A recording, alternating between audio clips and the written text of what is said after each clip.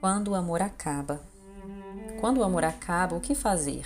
O mundo desaba, a vida enfraquece e a morte sussurra, levando-nos ao abismo, um eco profundo de um vazio sem fim. Quando o amor acaba, tudo se torna cinza, um véu de tristeza cobre o coração. Quem perdeu o amor conhece a lâmina fria que rasga a alma com sua cruel precisão.